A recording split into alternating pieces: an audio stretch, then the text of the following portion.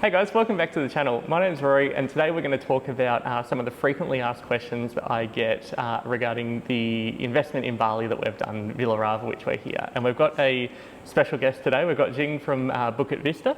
Thank you. Thank you for coming on. Well, thank you for having me here. No worries. Do you mind introducing yourself and a bit about Bukit Vista and what you guys do? Sure. Okay, what's there to say? Well, I've been in Bali for 18 years now, and I first came here in 2005. Fell in love with the local girl, and I decided that I might decide to stay a little bit longer. During my career here, I worked a few jobs. First, I was working in luxury villa sales with Karma, which was run by an Australian, John Spence. And later went to work at another Australian real estate agency, Exotic, where I learned about the Bukit, actually, for 4 years. After that, into luxury hotels at Aman, serving high net worth individuals for about another 3 years. And after that, I thought I would actually leave Indonesia, go back to California where I originally grew up. But then luck would have it that Airbnb was actually just growing in Indonesia, and they picked me to lead the program to expand the application across Indonesia. And I got the best job in the world. I worked at Airbnb and I got to live in Bali. And after that, basically, I discovered that there was an opportunity on the platform for optimization. So we could see that different hosts were coming into the platform, and some were definitely more successful than others. So if you could learn essentially these particular skill sets, you could probably help people with their businesses when they want to purchase properties in Bali and have them specifically available for rentals. So that became the genesis of Bukit Vista. So Bukit Vista was essentially a company that was thinking about how to optimize property specifically on Airbnb. And it was good for Airbnb. We continued essentially their growth. It was good for us because we could accelerate the growth of many new properties and sort of built in that baked in experience that we had gained. So that is Bukit Vista from about now almost 10 years ago. So yeah, we've been innovating in hospitality, thinking about new ways to create applications so that our property owners can understand with full transparency what's going on inside the properties. We use AI technology to help manage guests and understand essentially the vast source of knowledge that we have accumulated. And we do our best to outrank and compete in a very busy and competitive market here in Bali. So yeah, that's I guess the quick summary of me and Bukit Vista. Cool, thank you. I guess I'll add also, I mean, these guys are managing Villa Rava as well, and so far, I mean, we're 1 month in and we've been going really well. So Thank you. Almost close to 100% occupancy, and the team are handling everything really well. We're getting regular updates, and the guests are having a great experience. So Definitely. yeah, we couldn't be happier so far. Thank you for that. Yeah, it's I think it's we do our best in the very beginning to set expectations correctly with all our property owners. We explain to them essentially that this is an investment vehicle, and there are certain things that I think so for some people they want to prefer maybe to think of it as a lifestyle option. They might want to use their property more, but we try to focus on, like you said, focusing on really great guest experiences and delivering investment value to the partners that we work with, such as yourself. Well, we're stoked to be working with you guys. Thank you. It's great to be stoked. I guess let's jump in. Okay. So the first question that I get asked a lot is, why would you invest in Bali? Oh, I wish I could show you the numbers here, actually. So for those of you at home, you can probably just check this using the tool called Google Trends. So we are a fairly data-driven organization, and Bali is very, very unique. I've traveled to probably about 30 some odd countries in the world, and there's really nothing quite like Bali in terms of its position, its culture, its unique set of opportunities, and what's more exciting is how much of it hasn't been discovered yet. I think that's pretty cool. But purely from a keyword search perspective, if you go on Google Trends, you can check out the popularity of Bali versus Ibiza, versus Hawaii, versus Phuket, versus all these different other island geographies. And what you'll see is that Bali is accelerating and also going far past. Bali is a more popular search term than Hawaii these days. So clearly the interest is growing. There's more movies now made about Bali. I think there was a few with Eat, Pray, Love a few years ago, and there was another George Clooney. I forgot what the actress was, American actress, but yeah. So I think Bali is a Bali is a really quickly booming area. I remember on Airbnb specifically when I worked in the headquarters, we went back to headquarters, they could see this across basically their entire database of properties. Bali has the best. The architecture is some of the most leading, I think, in the world. The innovation happens really quickly here. And the value is just pretty incredible.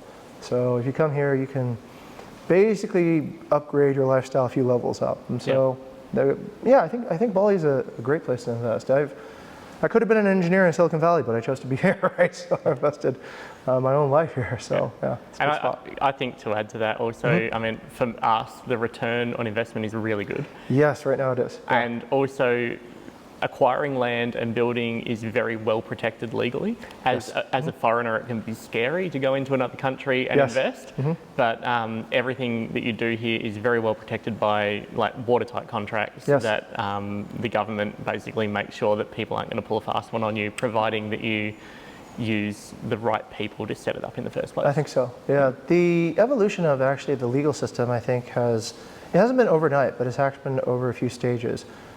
Back in the early day, what was more popular was the freehold arrangement, where foreigners could use a nominee to purchase actual land. But it was more or less of a hack, I would say, because it required a lot of power of attorneys, mortgage agreements, these things. But what you're speaking of now, the legal, is the leasehold contract. That was an innovation that was really pioneered in this area, I would say.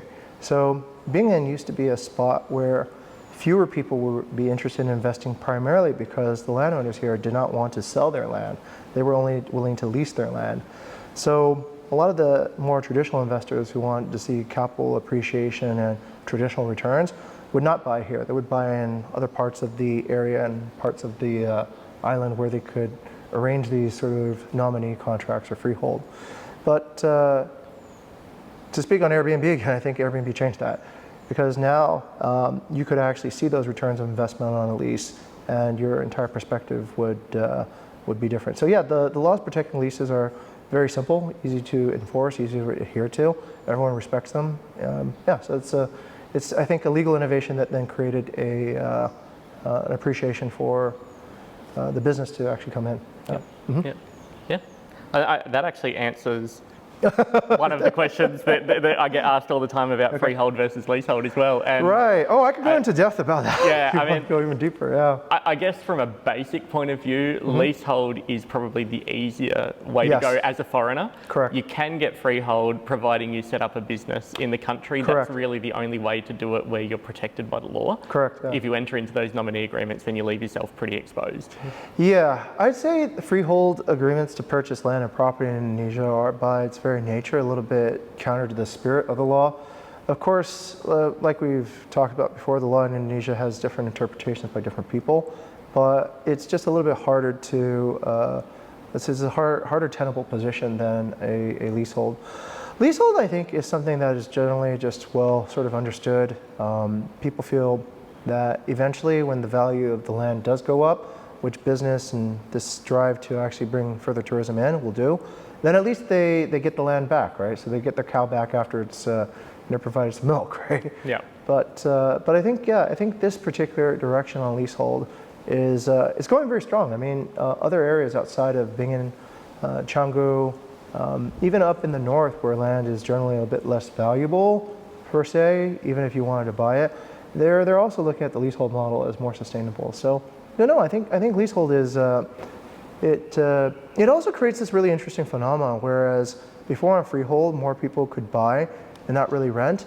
Now, if you're on a leasehold, you have an impetus to invite rentals into your property, which is good for us too. We're a property management company, so that's good when people want to have their properties rented out. Yeah, perfect. One of the questions: do you need to set up a PTPMA? I am not an expert on that. But here's what I've seen, right? So Bukit Vista serves a wide range of clients from...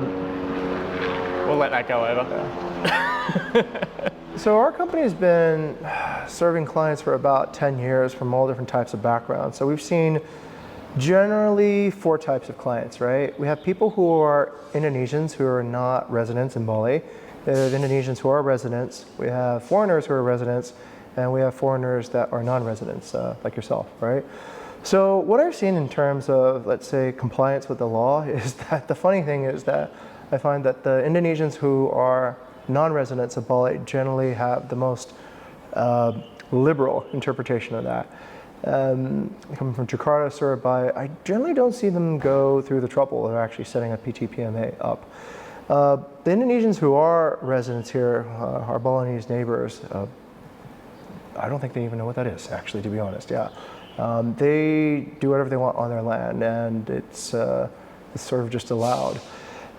Foreigners generally are definitely a little bit more cautious when it comes to these particulars. So I guess you're going to get different advice from different lawyers, and I would say fundamentally it depends on a particular risk appetite, right?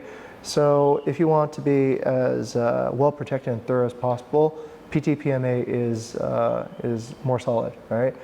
But it really depends on each particular person. Having been working in this industry for dozens of years, I have never seen enforcement. Ever seen enforcement in terms of what, I probably should go on record saying that that's going to bring down the house, but I'll just say that it's very rare to see actual enforcement for how these rentals are actually going. So take it with a grain of salt. But yes, for your own sort of ability to sleep well at night, get a PTPMA, why not? Yeah. And that's the advice that I got as well. And For sure, yeah. It's also not an expensive thing to set up, and it's easy to set up. So it can be done within a month or so. And, For sure.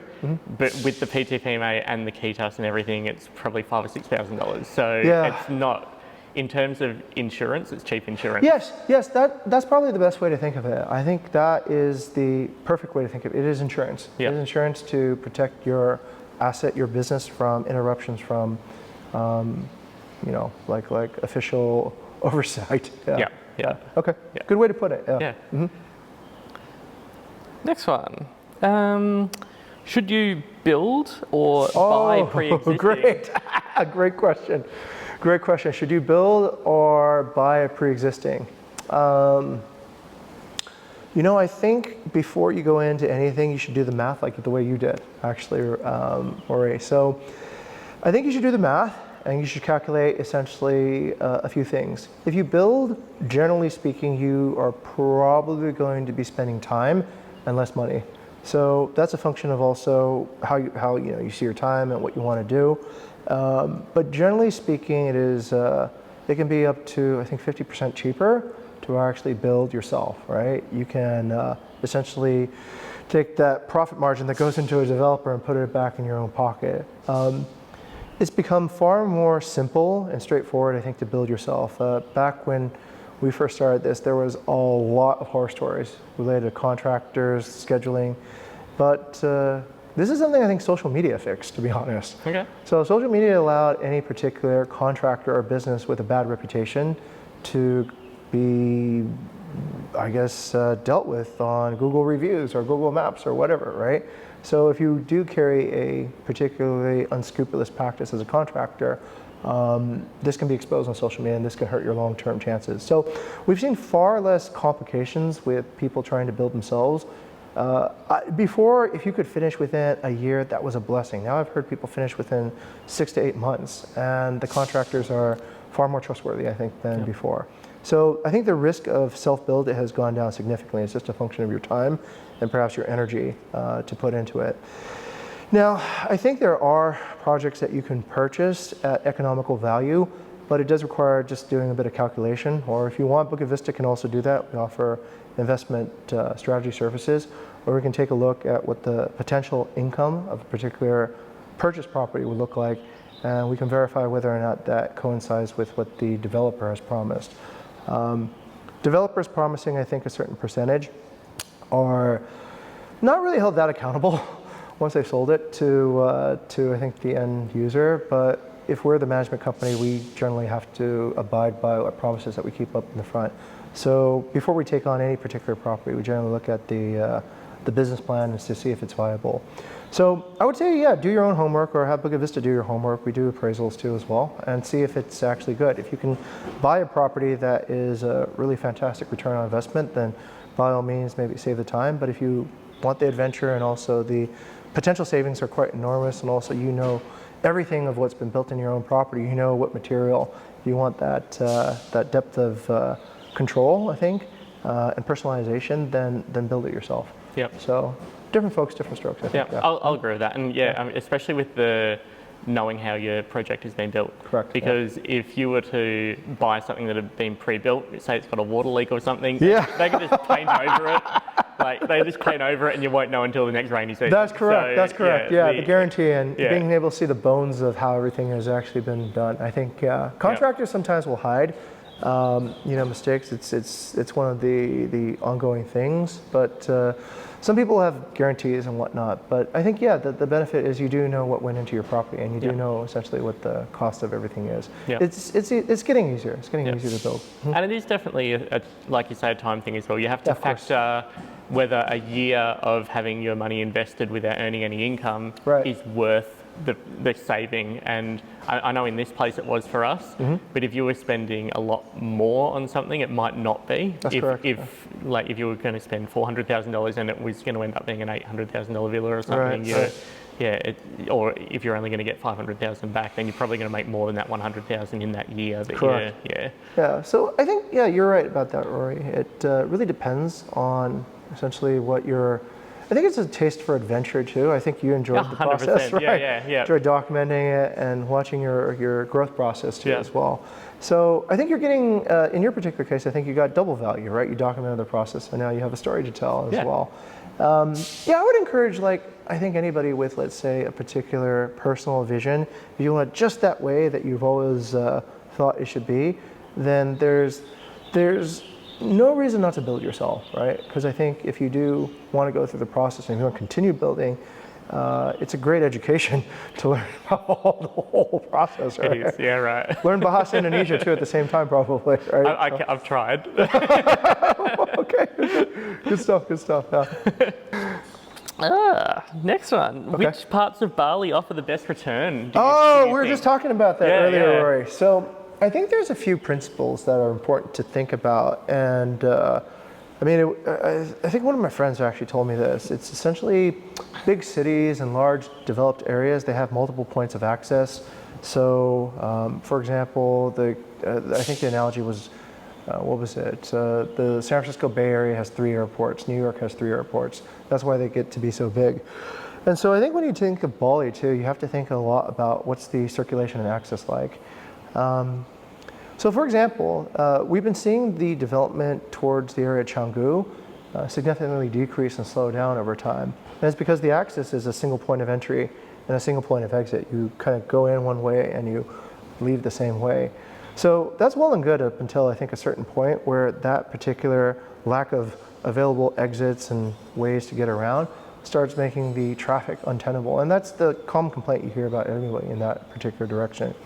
You can just look at the physics and it's going to happen, right? If development keeps on happening further west, then you're just going to have this big funnel of people from the airport heading west, and everyone piles in as they slowly dissipate out towards that direction. So what we've been seeing in terms of looking at data from Airbnb is that the direction of development seems to be actually moving inland from Canggu inwards, right? So that particular direction around Permanan going up towards the northeast seems to be promising. That is supported by the data. This area around the Bukit has long been, I think, rather quiet. We've also seen it boom as well. This street going out towards Uluwatu just used to have seasonal shops, like shops that were open about 6 months. One of my old friends, he was a surfer, he had to close his restaurant for half the year during the end of the surf season. So I think the Bukit, I think, will continue to grow. There's just a lot of more available ocean view land that's pretty close to the beach as people discover all the beaches. The Malasti area with its large beachfront and access, I think, can become really, really interesting over time. Ubud is growing in every which direction. Ubud probably will continue to grow up in the north, east, and west. So I don't see any stopping to Ubud. Ubud is the quintessential Balinese experience. And Google Trends again, you'll see that Ubud is one of the most highly searched after term for all the major areas in Bali. Sidaman, as you spoke about earlier, also has potential, especially when we see people build really unique structures. These really geometrically freeform, bamboo houses, tree houses, aspirational childhood fantasy homes, right? So that seems to work really well in the hill regions, overlooking like these plains and rice paddies. And so that's another area of development. There's a new port happening, our new port has actually been completed in Sanur, which essentially makes Bali now a maritime destination now for cruise ships and also for smaller ships carrying you to the eastern islands, right? To Lombok and Nusa Penida and the Gillies. So we're seeing like probably development. Nusa Penida has gone down a little bit this year, but I think that will probably pick up again in 2024, 2025. Sanur, kind of an ignored area, but it's one of the few places you can actually walk around. You can bike around now. I've lived here for a long time, and Sanur was always seen as a retirement area, but maybe I'm getting old too myself.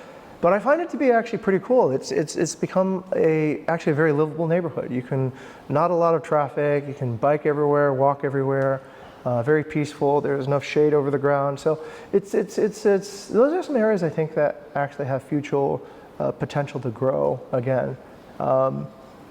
This is a fun one.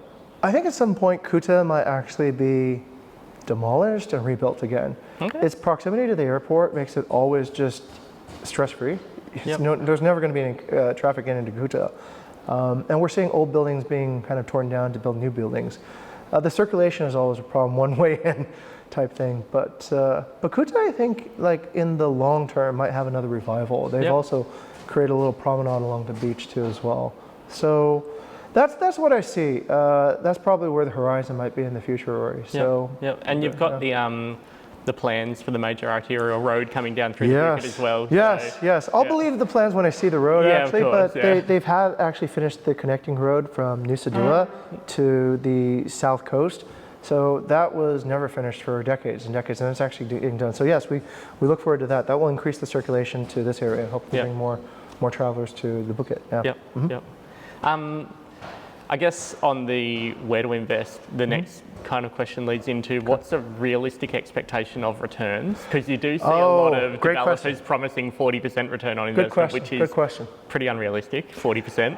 It can happen, but it's not common, I wouldn't imagine. I'll put it this way, Rory. I think it's 40%, 100% returns are possible if you take the risk, right? Yeah. So if you're the first pioneer into an area and the land is primarily slated for coconut plantation or for salt panning or some other traditional activity or seaweed farming, right? And if you're the first one there, you could see tremendous returns just because essentially the tourism potential hasn't been developed. Of course, you're probably going to take all the risk of, let's say, infrastructure, the risk of roads, the risk of having stable internet, but you can explain it away in Bali by saying that's part of the experience, to be disconnected, right? So I'll give an example. Certain things like glamping sites get quite a huge return. They can get like 100, 200, 300% return.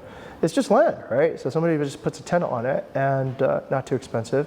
But at a certain point, you can charge to maybe 100 Aussie or something for certain sites that are next to the beach. So it is possible to actually get pretty high returns if you're the pioneer in it. Now, over time, as the good news sort of gets out there to the rest of the world, of course, the basic elements of leasing the land will go up and up until more of that value is going to be captured by the people who are landlords, and the cost of construction most likely will go up. So then those returns will shrink.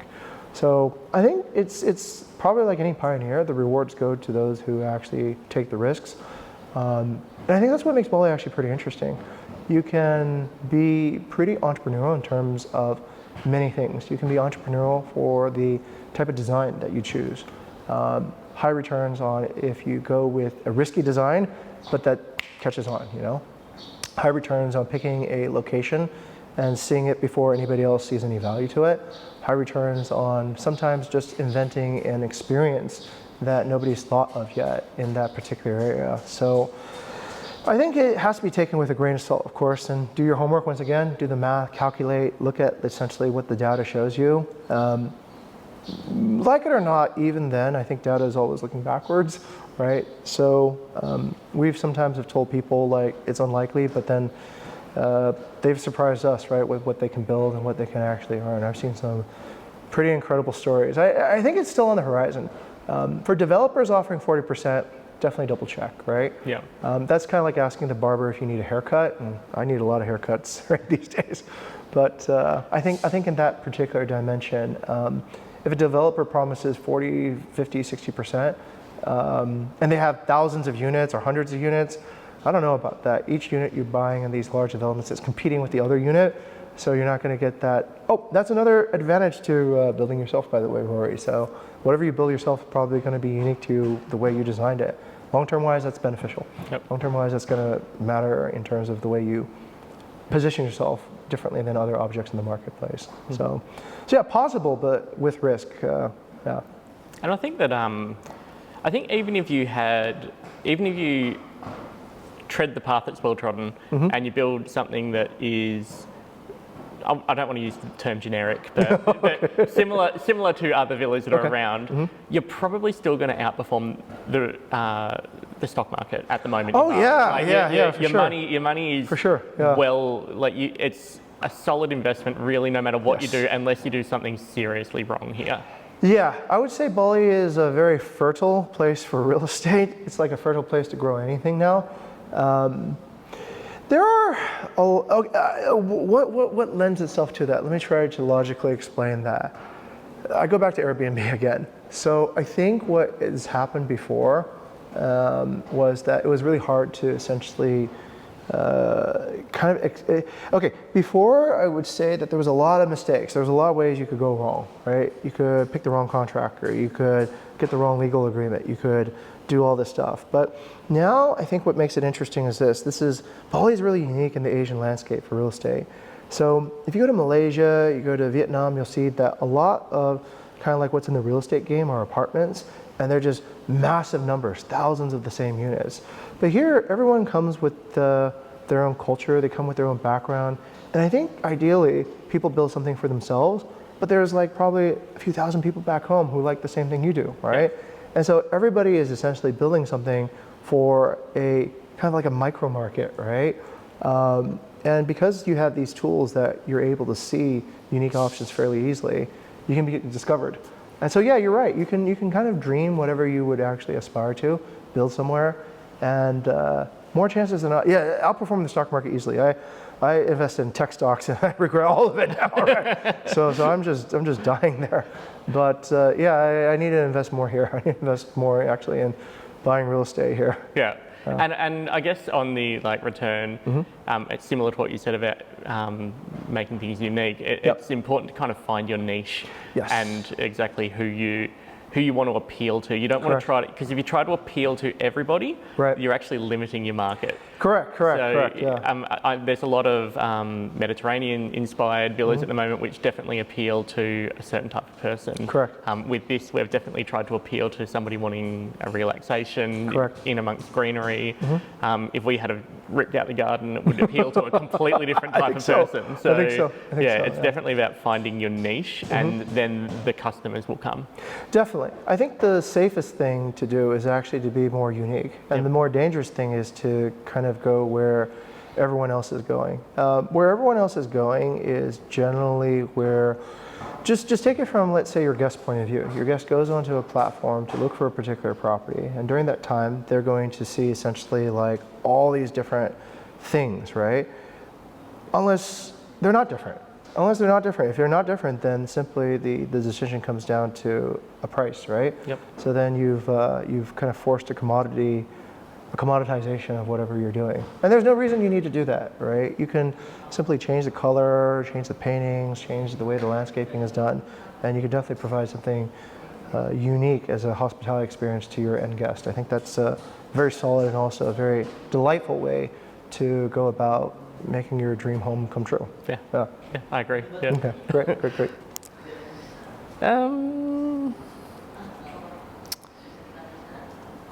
One of the questions is about the risks involved. A lot of people ask about risk, and I guess that is, as a foreigner, it's a scary thing going into another country, and we have kind of touched on that a little bit with contracts and things. But okay.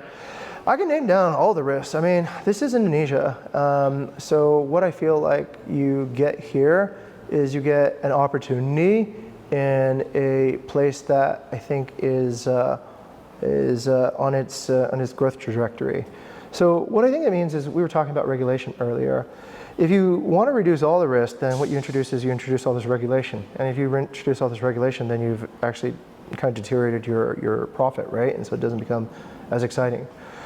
So then, okay, all right, let's take a look at some of the risks. I think the very first risk is your vision risk. This is a funny one, but what if you decide to build something that is in the wrong design for, I'll give you an example of a risk, right? This is a very tangible risk.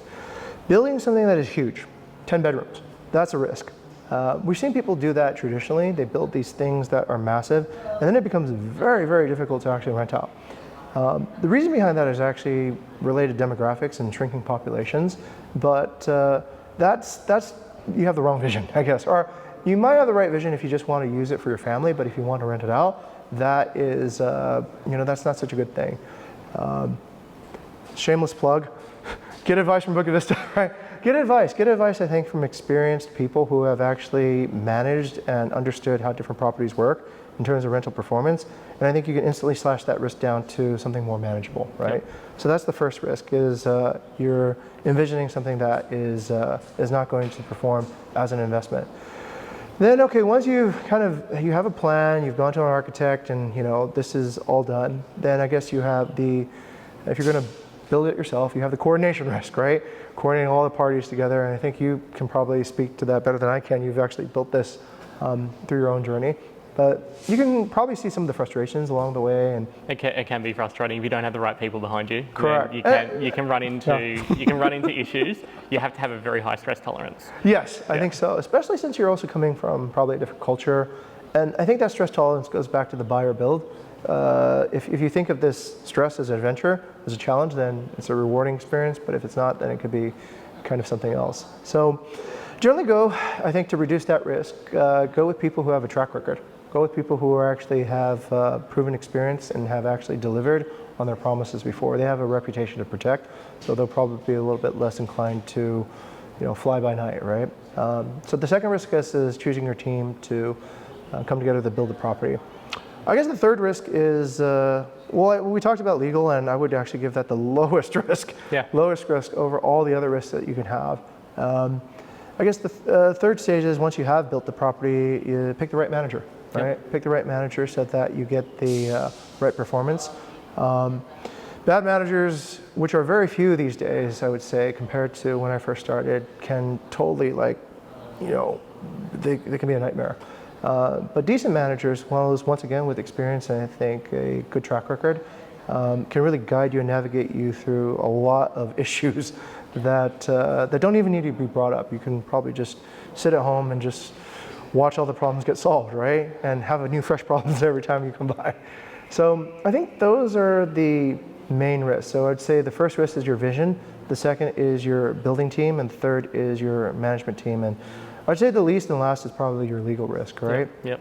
Which in my experience is generally the one that a lot of people think about, but it's probably the least in terms of its overall impact to the way things turn out. Yep. Let me consider if there's any other risks involved. I think certainly something that has to be considered is the political climate. Is definitely not just of Indonesia, but of the world. Correct, obviously, a lot of Asia is teetering at the moment. It's particularly more north in Asia, if something was to happen, then obviously tourism would take a hit. Oh yeah, but, it's hopefully won't happen, and hopefully that's a rare thing. But it's certainly something that you would need to consider as an investment. Even something like COVID, if COVID happened again, then you would certainly take a hit for a few years. Yeah, definitely.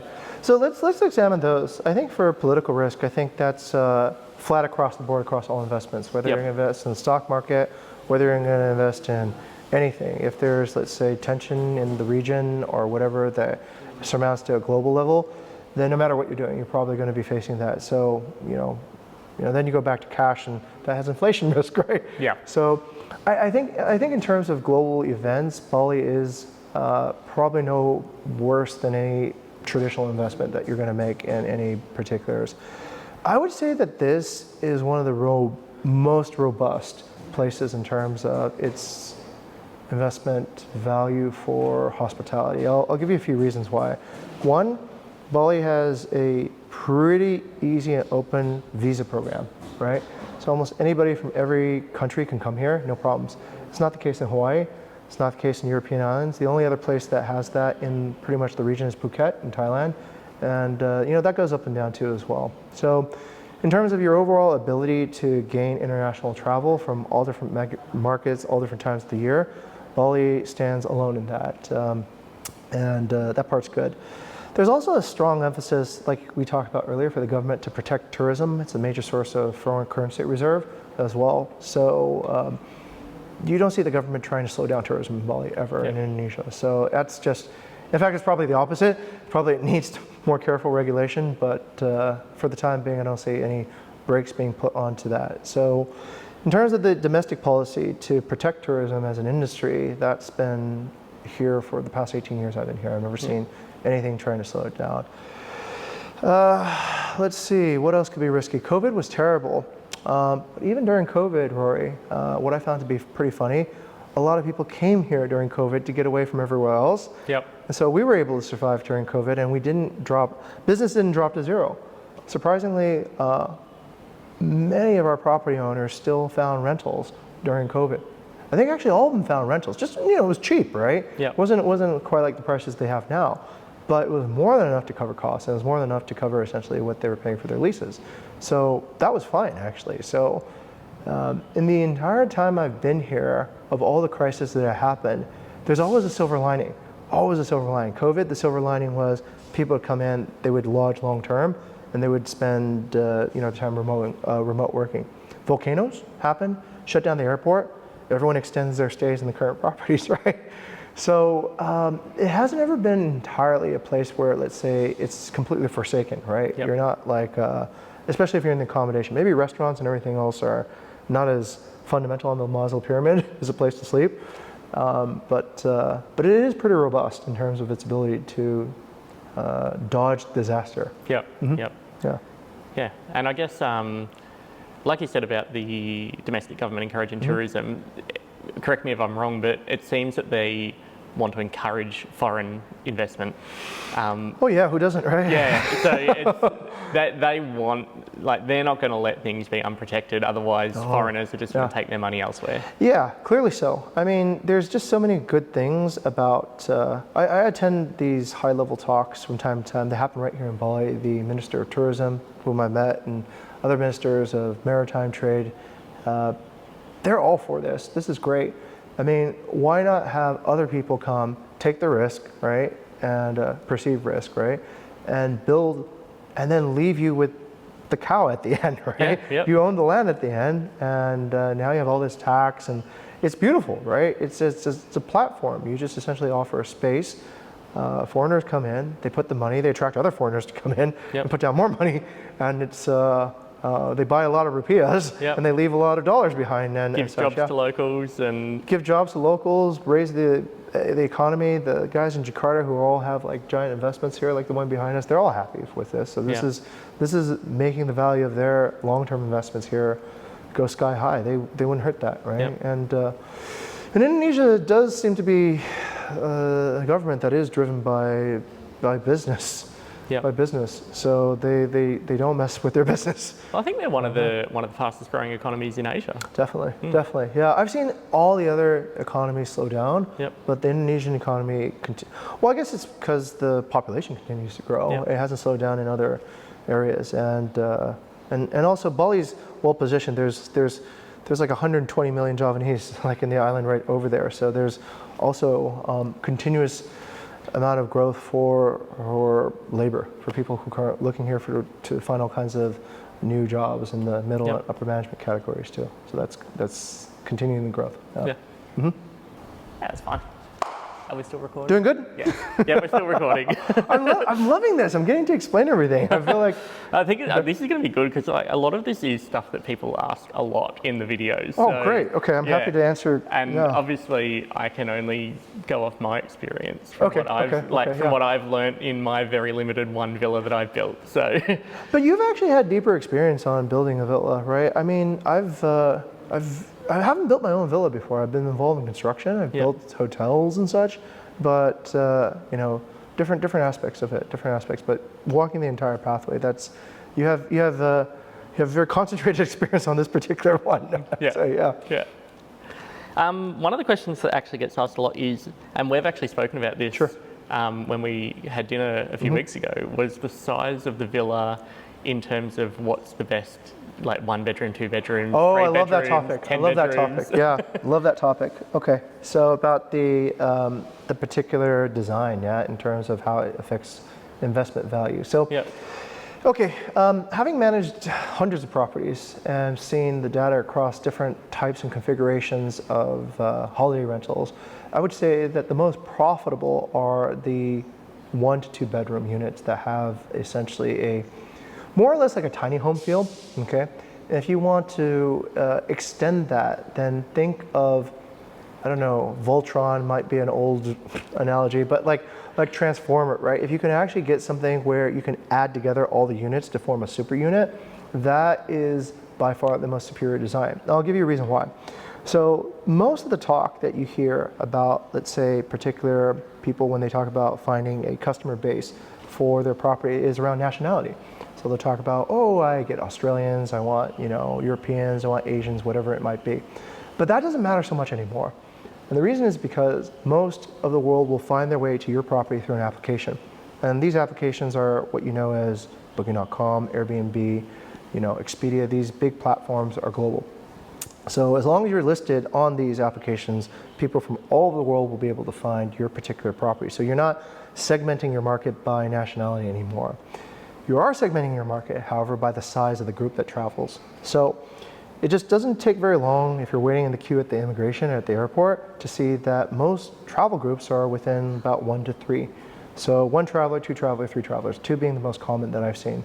So if you're building something that is a 3-bedroom property, well, guess what? Throughout most of the year, there are not going to be enough groups or people that are going to bid that property up to a high price. So you might actually be seeing a 3-bedroom property sell to 1 or 2 guests at a time, which is basically inefficient use of the other 2 bedrooms. Unless you can create a separation so that, let's say, you can have that particular flexibility across the entire year to sell to different group sizes. So yeah, the idea of targeting demographics by the group size, I think is super important. And that's a decision as an owner you have to make in the very beginning. How many bedrooms do you want? And how to divide your land accordingly. The tendency I've noticed also is a few other things long-term wise. People seem to be comfortable with remote work, and so they can essentially spend longer periods of time in smaller units that have good privacy. So instead of, let's say, taking 500 square meters of land and building 1 3-bedroom unit, I would probably go with the strategy of interconnecting, let's say, 3 separate 1-bedroom villas that have, let's say, private pools, but you could probably remove the walls or divisions between and combine it. That allows for, during peak seasons, like during Christmas, New Year's, you can then have the highest bidders come up and bid for a space that allows for this. But also during the other 200 days of the year, make it suitable for smaller group travelers to inhabit. And looking at overall demographics across the region, family sizes are shrinking. I think we all know this, right? There are fewer people being born. And if that's going to continue in, let's say, a 20-year lease, then you're not just building for what you're expecting this year, you're building for what's going to happen in the next 5, 10, 15 years, which are probably going to be smaller family travel, less members of a family traveling together, and more solo and couple travel. Yep. So I think yeah, definitely lean in that direction if you want to maximize your long-term yields. Yep. Mm-hmm. Yeah, that makes perfect sense. Mm-hmm. One of the questions I get a lot is there anything that I would have changed? Okay. Not really, to be honest. Okay. I mean, like, I think you did good. Yeah, you're having a fabulous first month. we're super happy with the way this has panned out. Perfect. I mean, it's I'm sure things will pop up over time we will think about. But yeah, I mean, we're stoked with this place. It's beautiful. Like, the area is amazing. I think you did well. I think we definitely lucked out. We lucked out with. I want to say luck, but we chose a lot of our vendors and suppliers based on gut feel. I know when I first spoke to Erica from with you guys, it was it was just a gut feel thing because I spoke to a lot of people and like Erica was just like amazing. Yeah, definitely. And it's the same with our builder and same with the people we bought. It's better to be lucky. So, yeah. And I think that's a good one. I mean, obviously do your research, but I think it's a good way to go into everything is just like trust your gut. If you get any weird vibes, then it can't hurt to walk away. Yeah, definitely. I think there's always enough vendors and people out there in Bali that actually do have, that can serve you and serve you well. It's maybe a little bit different in other countries, but there's a lot of people doing business here, and you'll always find, I think, something that's just the right fit. I wouldn't just call it gut though, Rory. You did your research. I watched your video. You calculated the math. You did your spreadsheets. I think that's also very important. If you get too sort of in the dreaminess of let's say, because the culture here is very charming, right? Yeah. And there are people who are charming that might not be able to deliver the numbers. And so I think it's always good to do the calculation and also sort of 50-50 on the gut and the calculation, right? Yep. The calculation confirms that the floor is there, then go with your gut and see where the peak is. I think that's the best way I would put it. Yeah. Yep. Cool. I had a question about what did our villa cost, but I've actually made another video on that to break the whole thing down because that's about a 10-minute conversation in itself. Oh yeah? Okay. All right. That video I'll link somewhere. Okay.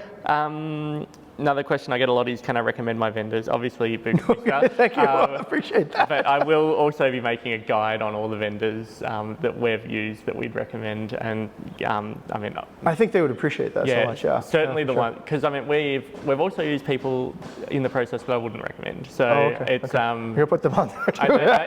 they won't be in the guide. So it's definitely like. I mean, I understand like researching over here can be a minefield. So if it can help somebody, then that will be out there in the next few weeks. Your mileage may vary, I think, with each particular vendor. I noticed that, Rory, you are a very happy guy. You're very easy to deal with, and I think a lot of times it is a chemistry that happens between the owner and the vendor. I've seen it work. I've seen the same vendor have very different performance depending upon who the owner is. I think I've learned as a vendor myself, let's say in this particular perspective, to just very, very specific upfront what our expectations are, and put that up in the very beginning of the business planning, so that people know what they're getting into. Before I used to be more flexible. I'd say, this is okay, that's okay, but then ultimately I think you start to realize that if you don't set those expectations up very early, you really don't know, right? You don't really know what the person you're working with wants. So I think one of the things is get the good vendors, but also, and then this can be tough too, because how are you supposed to have expectations if you don't know yet, right? But I think, like the Minister of Tourism told me, have conversation with your vendors, get to know them. I think get to understand them on a personal level, understand what their particular objectives are, and interview them maybe. Just have a discussion. See if they actually share your values, that they share your particular direction, and hopefully they interview you too. Hopefully they ask you some good questions about where you want to go, and then I think you can get that nice, comfortable fit with the right vendor. Yeah. And I think that as the owner, the person investing in Bali, it does help if you go in with a more relaxed attitude. Yes. Because not everything is going to run to a schedule that you would expect back home. Yeah. So especially if you came from like a German background or something like that. Funny you should say that. We're onboarding a German partner at the same time. Yeah. No, it's okay. I think yes. What I've seen is I think you can be short-term, definitely precise and detailed, but be long-term kind of relaxed, right? Yep. More or less, I would say Bali is one of the few places in the world, I feel like people say good things behind your back. Yeah. I feel like people are actually trying to do you good. I feel like people don't, for the most part, I would say nobody's actively out there trying to actually, make your day worse, right? I mean, sure. Do they want to get a little bit more free time for themselves? Do they want to whatever? Yeah, that's all pretty normal. I think everybody does, right? But for the most part, I would say there's very few people who come here aggressively looking to take your scalp, so to speak, right? So I think, yeah, come with a relaxed attitude. Come with, I think you're doing great here. I mean, like, you're curious, you're playful. We're doing this video together. Have a good time. Enjoy the process. Yeah, enjoy the process. Yeah. And I think the process will enjoy you too, right? Yeah. It'll give you back, I think, the energy that makes you happy to continue doing this. And not all roads lead to, you know, it's not going to be, you know, I've watched your videos when this was like a pit and a hole over here, right? Yeah. But there's going to be bumps on the road, just like any particular business, just like any particular entrepreneur. I think if you want to do this yourself, you're going to have to accept you're going to be an entrepreneur. Yeah. And one of the things that we found, especially during the tail end of the build, is that, and it was probably a mistake that we made, was that we treated the time that we were coming over here at the tail end of the build like a holiday, when we should have been treating it like a job. Yeah, right? Because I would say so, yeah. We spent basically 5 weeks wandering around the villa, like directing workers on doing things, and it was a mental thing. Like, if I had come in with a different mentality, I would have coped with delegate that to your management company. Delegate that to your 100%. management company. Have them come and inspect the property. We do that now, actually. Yeah. So we send our team. Usually we try to max out the property so that there's people like everywhere looking at everything, and you're looking for faults right before you take delivery. You're looking for everything that could go wrong. Once you've taken delivery, then it's like, oh, I got to get this person back on to do whatever. But yeah, definitely invite your friends, maybe, right? And tell them that, hey, look, I'll you know, this is a free stay, but try to find anything that is not quite there. I'll really appreciate that. Yeah, I think they would appreciate the hospitality too. And I mean, I've got a perfect experience of that with Katut from Bukit Vista. Yeah, that's right. The glass covering that we've got over the entranceway, he actually noticed that there was no guttering on it, and it would have flown straight into the neighbour's property. There you go. It was thanks to him coming out and like he fixed the problem before it actually happened. I love hearing great feedback about our team. That delights me. Yeah, that's fantastic. I'm so happy you did that for you. Yeah. It could have been an issue later down the track if it wasn't pointed out. Like, for sure. Just one of those little things that you just don't notice unless you're looking at it all the time. Yeah, I think that's pretty common. So, I mean, what is visually correct could be different than what's practically correct. Yeah. And it just takes some, you know, Katut does this every day, right? He inspects hundreds of properties, so he sees all the things that end up causing grief, I guess. Yeah. So if he can see it early, he can warn you, and then you can take the appropriate actions. Yeah. Yeah. So that's good. Yeah, that's the way you find out. Yeah. One of the questions is about insurance. Can you get insurance? The short answer is yes. It's pretty easy. Yeah. Like, we're insured through Allianz. Get your PTPM. Yeah. I mean, we've got just Allianz insurance, and it's covered. We're covered for earthquake. We're covered. I mean, not like a tsunami is going to come up here, but no. You're well protected from tsunami. This is about 60 meters above sea level here, at least. So. But I guess you could probably speak about Airbnb insurance, because that's Airbnb offers a really good program, sir. So what Airbnb, and this is the reason we primarily only use Airbnb for our rentals and for our properties. So if you use a platform like Booking.com, it's traditionally a hotel platform, so hotels are expected to carry their own insurance and such. But Airbnb has host protection. So having worked at Airbnb, 3 million protection on your building. So if your building is worth less than 3 million, then basically any damage to the building is covered by that. There's $1 million of liability. There's another $1 million for, I forgot what it was, but anyways, it's pretty well covered, and it's paid. It's paid. We've done this for dozens of years, and the speed at which you can actually settle a claim depends on the quality of the evidence, but if you have a good management company, you should be able to actually get the evidence fairly quickly. And if you have the evidence and such, Airbnb I think is insured through Lloyd's of London, and so it's fantastic. There's the most expensive case was in this beachfront villa that we were managing in, I think 2019, right? And basically the owner there had only museum quality pieces in her home, which is not really recommended if you're going to be renting it out. So people would put their backpacks on it, it would snap. So that was a bill of $10,000. And we put in the claim and Airbnb paid. So it's it's pretty good. It gives you peace of mind for essentially these particulars. So knock on wood, I think in almost a decade and a half of managing properties, we've only had probably less than 10 claims, 10 major claims, there it is. You know, your towels are going to go missing. People will steal your towels, right? But that generally isn't too well covered by that. But yeah, everything else covered by Airbnb if you put it on, and we'll take care of the claims for you. Yeah, brilliant. The only other question which is on there is, who do we use to manage our villa? We're obviously Bukit Vista. Well, hey, thank you. Highly recommend them. So yeah. Well, I appreciate that, and we're so delighted to work with you. Same. Do you have anything else to add, or like questions that you would normally get from an investor that we haven't covered? Oh, I could go on for ages, I guess, right? For questions that investors ask. I think every investor has essentially different questions. I usually bifurcate it right here, and it starts with, is this a lifestyle purchase or is this an investment purchase? So depending upon that particular answer, you're probably going to have to choose a different management company, right? We generally look after the type of property owner that wants to make an investment. They want to get the return on income and retire early, or fund the children's education or whatever. So there are types of investors that just simply want to never rent it out, right? And just keep it there. I mean, we will manage that property, but it's just not very exciting for us, right? And then let's say, it's pretty simple if you just want to find a company that looks after it. You don't even need a company, you just need to hire a person to open the door and a housekeeper to tidy up, and it's pretty simple. Let's say you want to go and you want to invest, then I think the next question to ask is essentially, guess what's your budget, right? Not in terms of your budget for how much you want to put in, but what's your budget that you want to get out?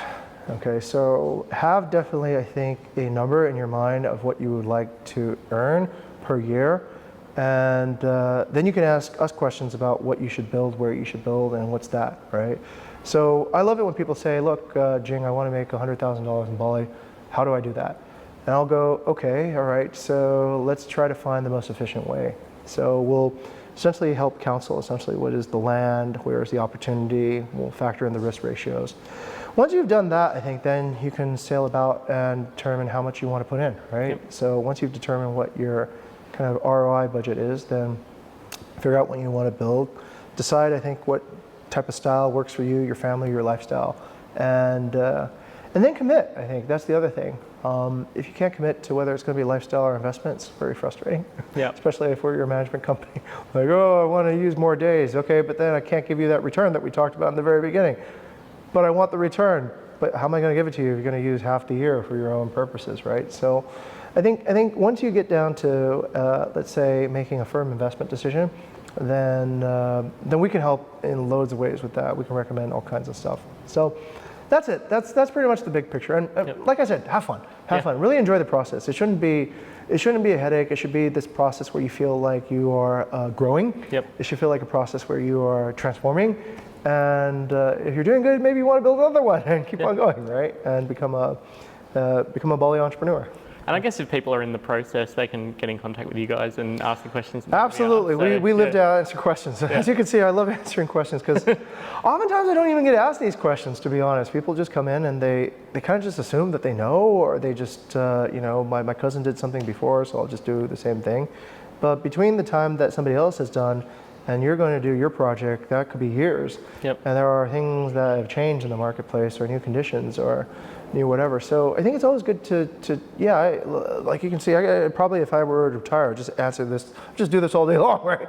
Talk about like, what's the best way to invest in Bali? So I love doing this. This is my passion. Yeah.